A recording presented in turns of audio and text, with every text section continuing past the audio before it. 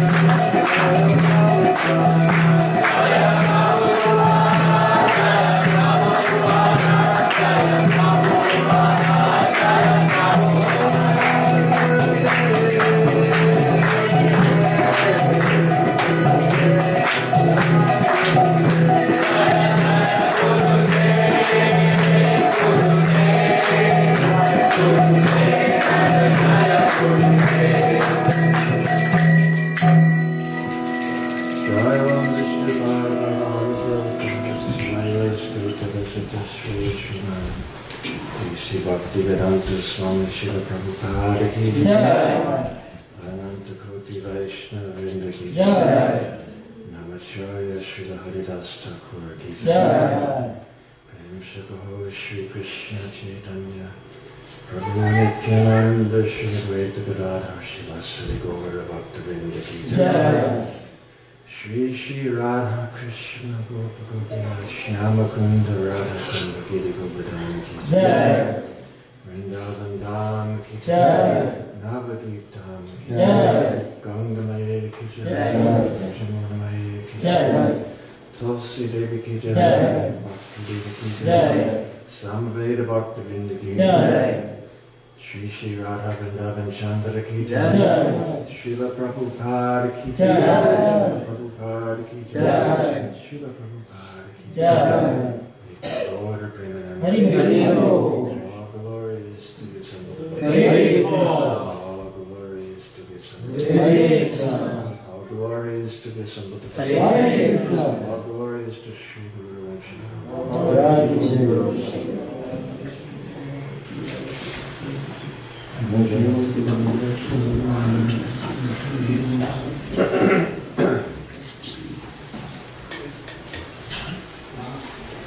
In the Padma Purana, there is a verse which is so relevant and significant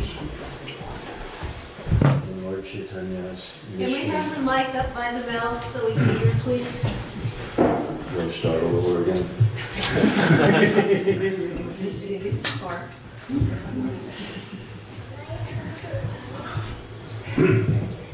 In the Padma Purana, there is a verse which is so important and integral and essential to Lord Chaitanya's mission, which includes Srila Prabhupada's mission,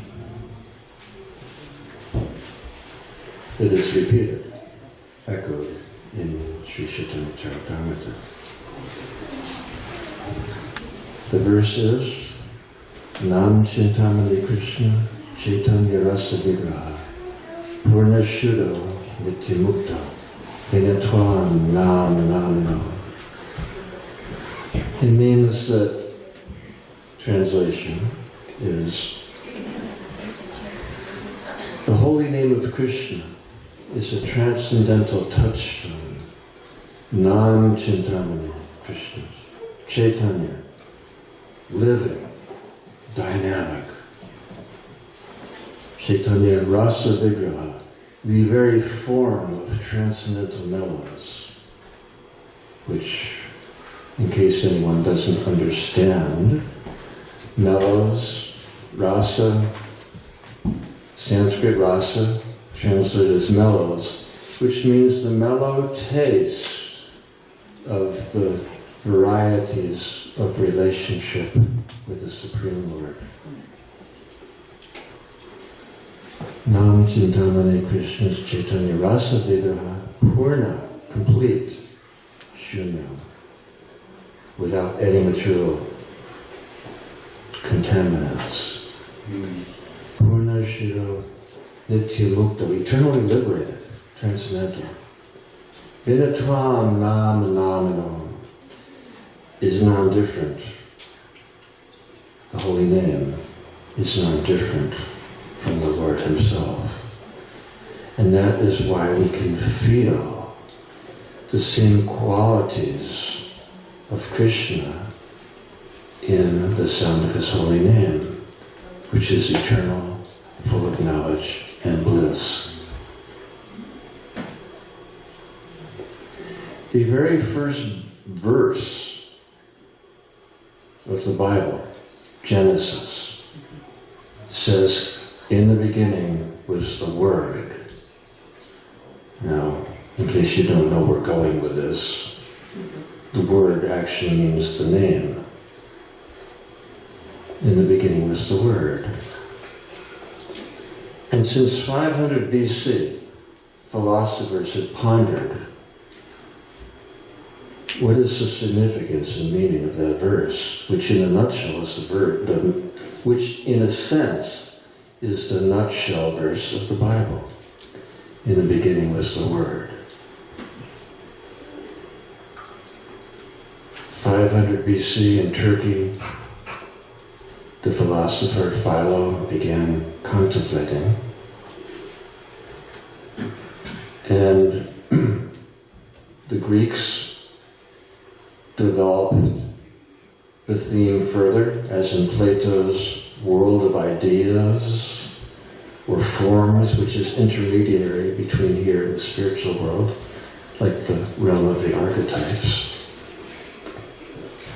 Stoics interpreted the Word as the medium between God and man. Heraclitus developed it further. The Apostle John became creative and bold in expanding the verse into the beginning was the Word, and the Word was with God, and the Word was God.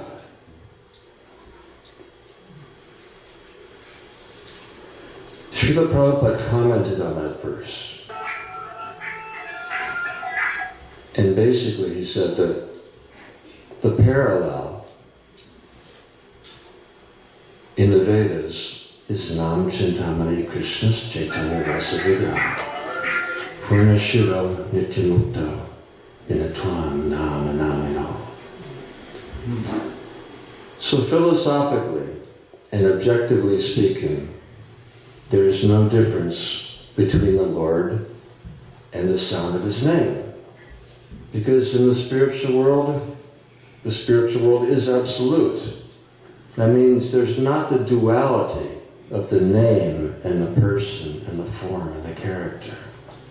They're all integrated into one truth.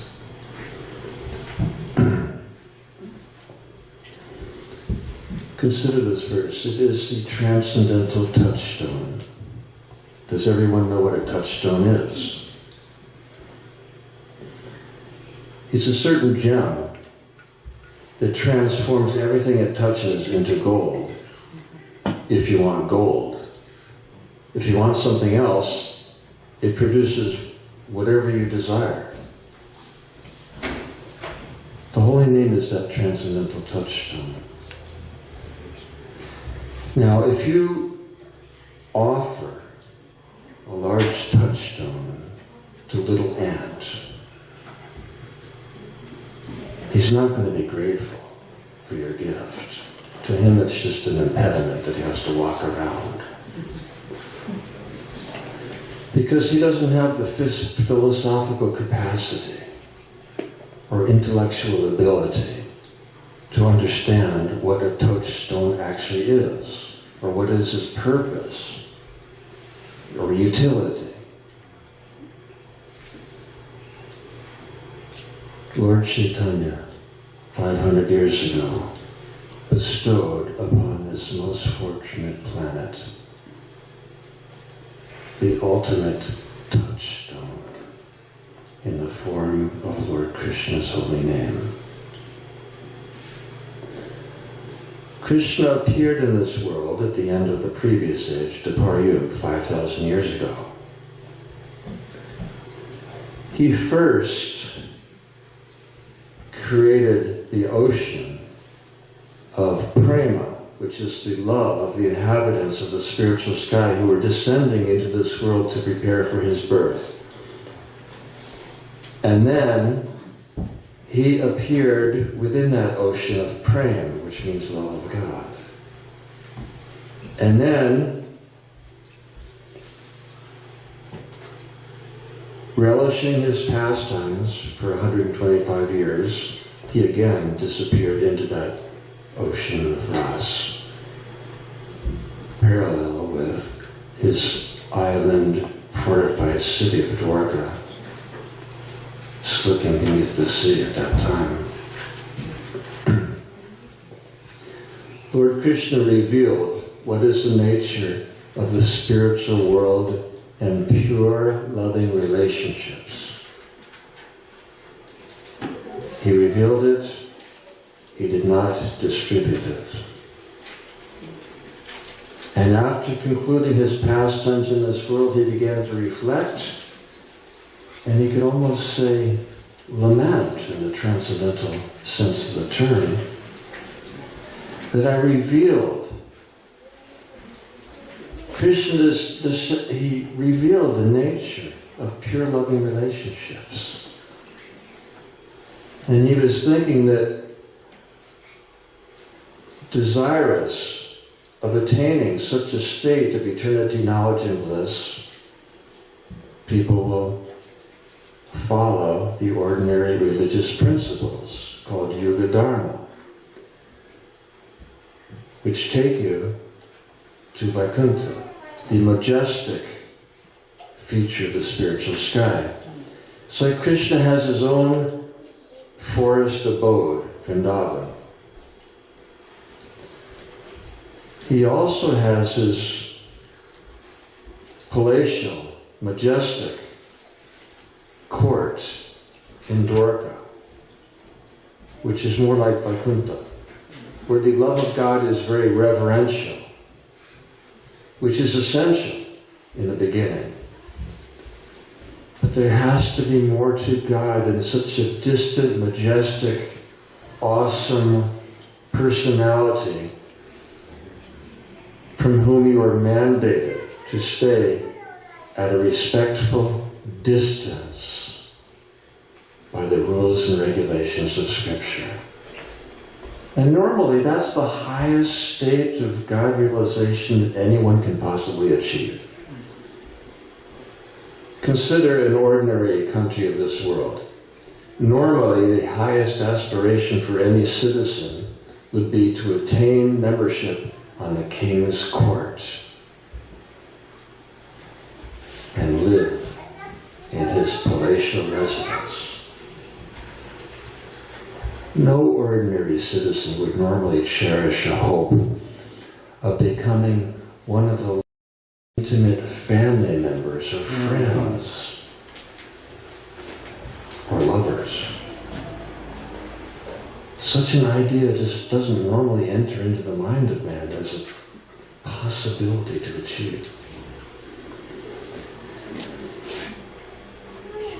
And yet, if the king is omnipotent, he has all power, he can, and liberty, he can pick someone up from his kingdom and adopt them into his own family. Not to live forever in the king's palatial residence, but in his intimate forest abode, where relationships are not so respectful as they are on the king's court. And it's not that they're disrespectful, because they're beyond the point of respect, where pure love just deludes both the jiva souls into Krishna, into forgetting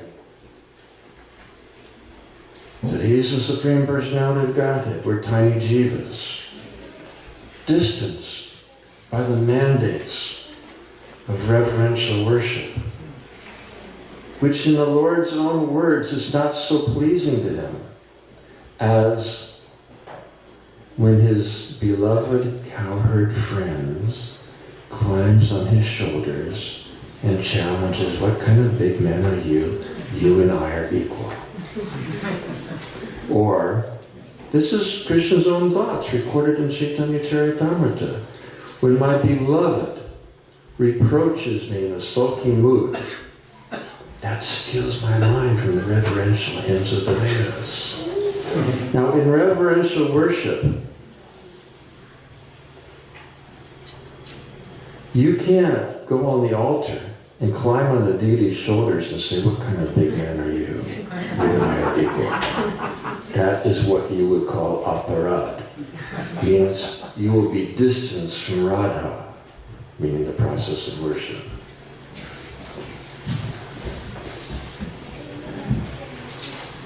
Because we're worshiping in our current state, in a reverential mood. And yet our sadhana Our practice of devotional service is enriched if we understand the sadhya, the goal.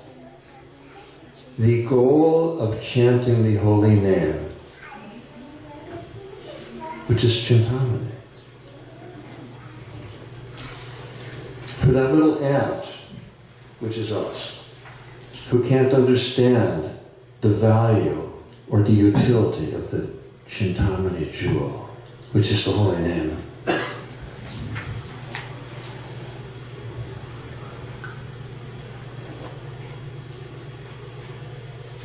We have similar disqualifications in understanding the priceless jewel which has been delivered to us by the loving hands of Srila Prabhupada himself.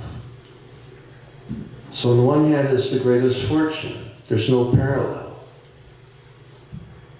Because the holy name is Lord Chaitanya's gift, brought to these God-forsaken Western lands by Srila Prabhupada, which is our only possibility of entrance into Krishna's Vrindavan Lila, where he sports not as the majestic king, but as the sweet, charming, mischievous, enchanting cowherd boy with his most beautiful, loving, and liberated associates. So philosophically, objectively speaking, there's no difference between the Lord and the Lord himself. And yet, there is a difference. Because in worshiping the Lord, there are so many rules and regulations to keep us in a reverential mood.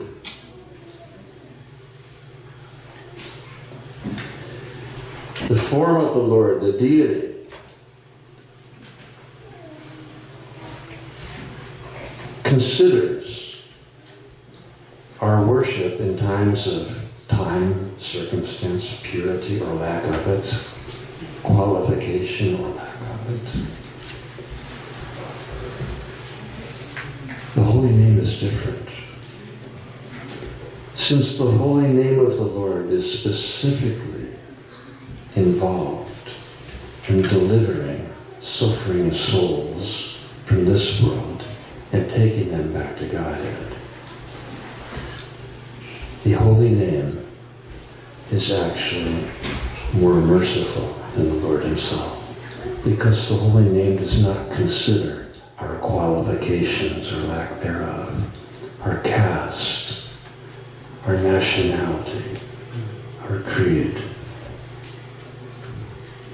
The holy name descends to dance on the lips of even foul-mouthed and omnivorous persons, and in so doing, to instill upon their hearts pure, intimate love of God. That is our greatest fortune that Srila Prabhupada has brought us, that Chintamani Cham, which also has potential misfortune. If we take the holy name, which we seem to produce with our own tongue, and hear with our own ears, and therefore we have the free will to take the holy name to be just like any other vibration or word or name of this world. And that would be our greatest misfortune. Because the holy name is so freely and indiscriminately available, it could potentially go the way of so many lesser wonders and treasures and blessings of this world. If you go to the market and the vendor asks a slightly higher price for your apple than the day before, you're surprised. But that apple contains within itself so many seeds that can produce so many more apple trees with so many more fruits. consider. Or you go into a museum and you see the masterpieces of sculptors and you marvel.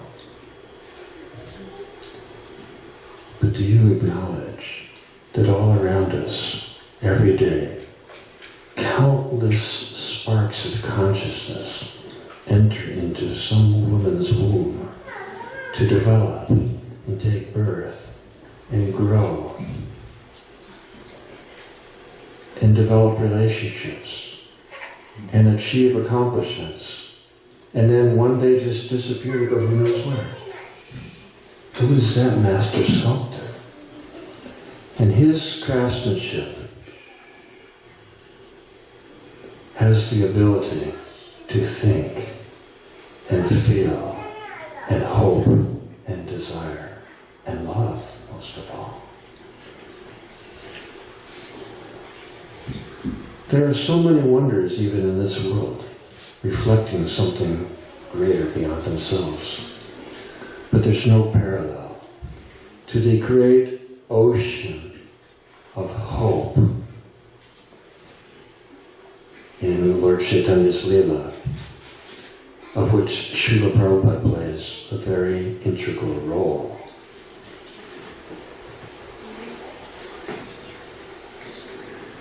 Lord Chaitanya caused that great ocean of prema, which Krishna revealed 5,000 years ago, to undulate and expand in waves, creating such a surcharge of devotional energy in this world. It's like jasmine flower petals just flowing in the wind like waves and falling everywhere. He spread the glories and love for Krishna in the form of his holy name. And then Lord Chaitanya disappeared.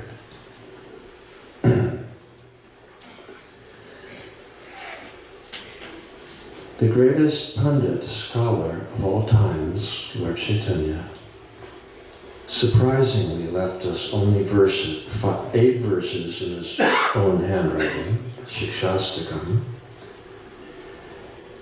And in those verses, which begins with Chetotarpana Marjanam Bhava Mahatavakina, explaining the potency of the holy name, which cleanses the mirror of the mind so we can reflect on our actual true nature and identity and form and function. It cleanses the dust so we can properly, clearly reflect who we are and why we're here. And as the verses progress,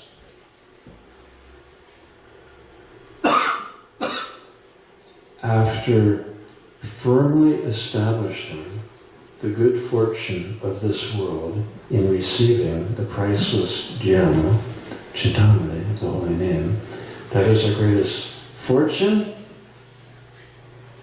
Now the Pandit Nimai, he practiced a strategy in challenging his philosophical opponents. First you establish your thesis, then your antithesis, and eventually your synthesis. So his premise is, we have received this most priceless touchstone. That's our great fortune. To understand the antithesis, our greatest misfortune, he cries out as the verses progress in a tearful voice, praying to Lord Sri Krishna. Etadrashita vakripa bhagavan mamapi durdaiva midisham haji nanuraga. Lord Krishna, you are so gracious that you've offered this unprecedented, unparalleled blessing upon this world by appearing in the sound of your holy name. But I am so unfortunate that I have no attraction for the holy name. And if anyone has ever experienced this, consider what would be the cause of our great misfortune in not developing love for the holy name, which is the perfection of human life. Because the holy name is readily and freely available anywhere, on the one hand. On the other hand, we take it for granted that we're producing the holy name by the movement of our own lips. And therefore, it's just like any other sound or name or word in this world. And yet the truth is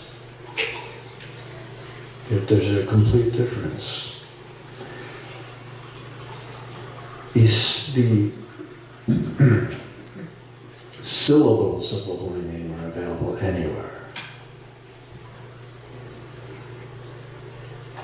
For a mantra to have spiritual potency, it must be received in parampara from a bona fide spiritual master. And why? Anybody can sing or give you the Hare Krishna mantra. But where do you find that sublime spiritual potency living and breathing and extending his love through the sound of his holy name?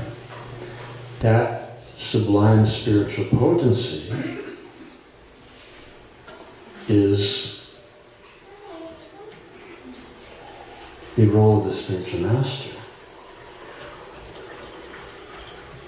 If we take the holy name as ordinary, we hear the holy name being sung, we register with our conscience that we register with our mind that these devotees are in Kirtan.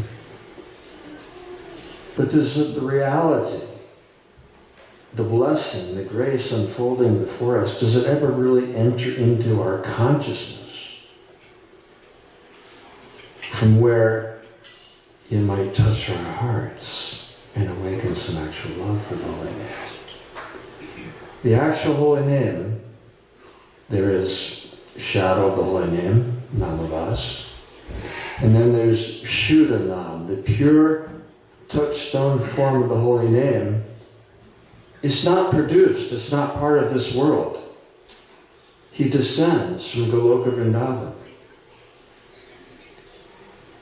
to dance upon the lips of his pure devotee in this world. And that pure devotee has the potency, if our ears are open and our hearts are welcoming, to breathe that holy name into our hearts, to awaken our love for Krishna, revive our dormant soul from its comatose condition of material life, and award the supreme goal of life and going back to home, back to God.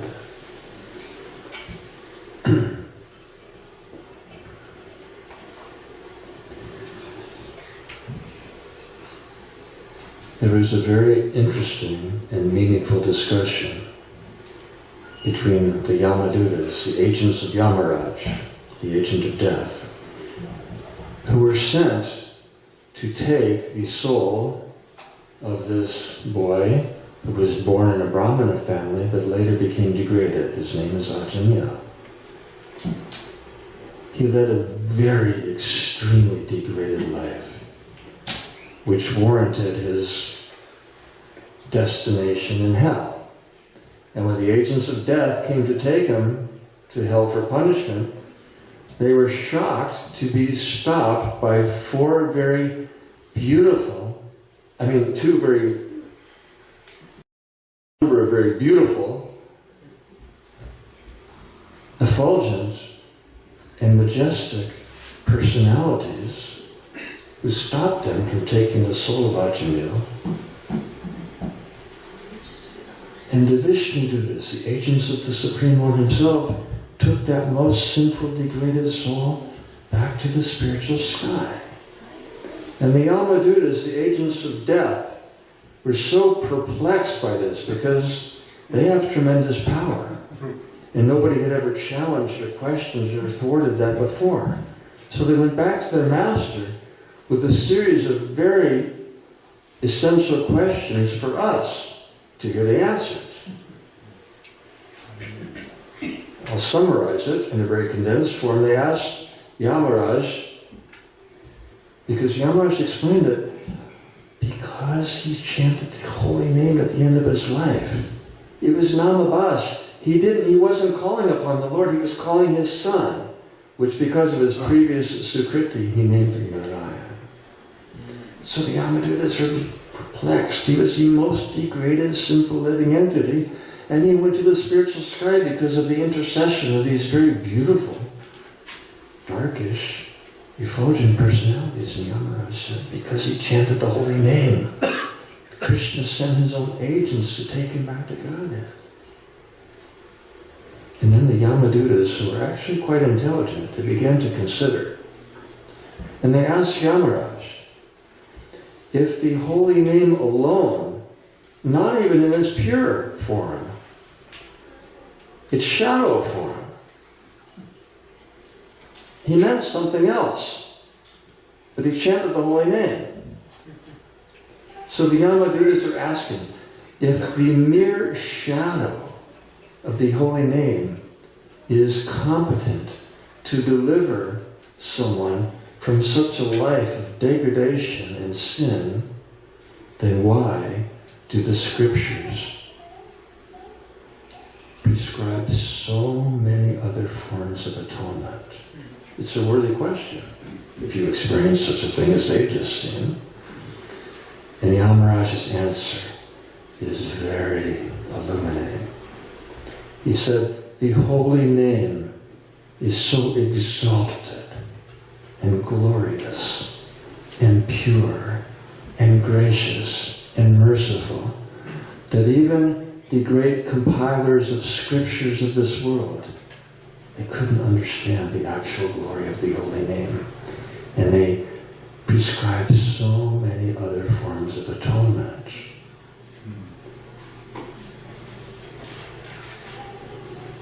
So if demigods, Gandharvas, Charnas, Vidyadharas, and human beings do not have the ability to comprehend the glories of the holy name, what is the hope for us? It requires some exceptional grace and blessing. And that came to this world in 1965. Srila Prabhupada continued his purports on the first verse of the Bible. In the beginning was the Word. And Srila Prabhupada said it in John's elaborated form. And the Word was with God, and the Word was God. Srila Prabhupada gave a brief purport to that verse, basically saying that the parallel in Vedic scriptures, Nam Chintamani Krishna Chaitanya Rasa Vigraha Purnashala Nitimukta Vinatvam Nama Nama Nama. Srila Prabhupada came. He started this movement with no man, no books, no money, and no support. And that was the first 69 years of his life. At which point he had 3 books,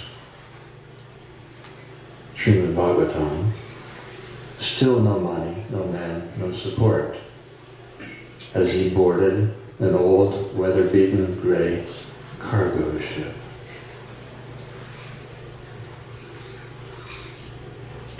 To sail from, he had recently left Vrindavan. He was in the spiritual sky. So he left to come to New York.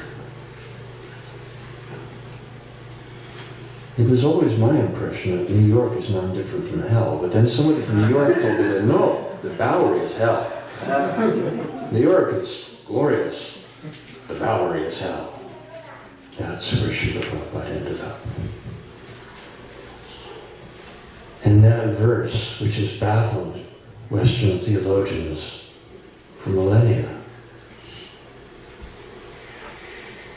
how is it that in the beginning was the Word was with God, and the Word was God?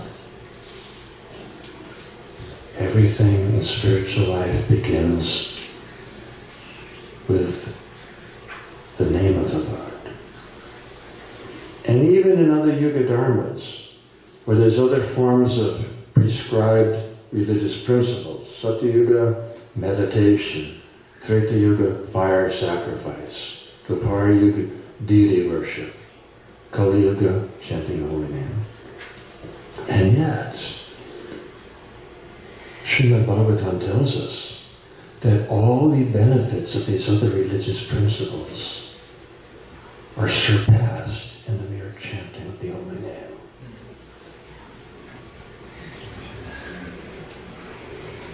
It requires exceptional grace and blessings to understand the nature of the holy name and to receive him in his pure form from his own loving agent.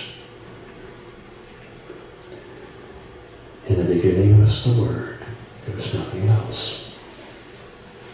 Somewhat like the nutshell verse of the Bhagavatam, where the Lord says that in the beginning there was only me, there was no creation. During the time of creation, the only reality is me, and after annihilation, the only truth remaining is me. Biblical version, in the beginning was the Word. Srila Prabhupada came here with the Word in the form of his Guru's instructions, which was to take the holy name to the Western world, and the holy name.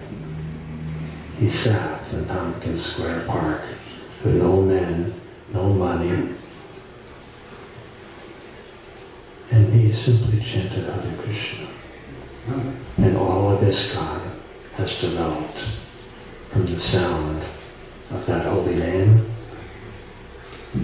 and the words of Guru telling Srila Prabhupada, spread this mission of Lord Chaitanya to the Western worlds.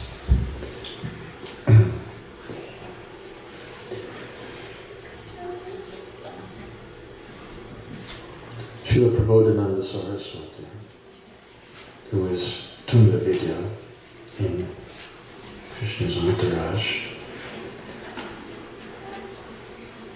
has a remarkable ability of condensing vast scriptural truths into very concise verses. He says, "All glory is to Lord Gauranga Mahaprabhu, who has blessed this world with the gift of the holy name." That holy name, which awards the most esoteric form of love of Godhead, meaning pure, confidential, intimate, loving exchange with the Lord. That holy name, which conveys the most esoteric form of love of Godhead, is not achievable by the faithful followers of Varnashram Dharma in the Vedic system, or the perfect followers of Yuga Dharma, sacrifice, meditation, deity worship. Not attainable by Varnashram's Dharma, or sacrifice, or prayer, or renunciation.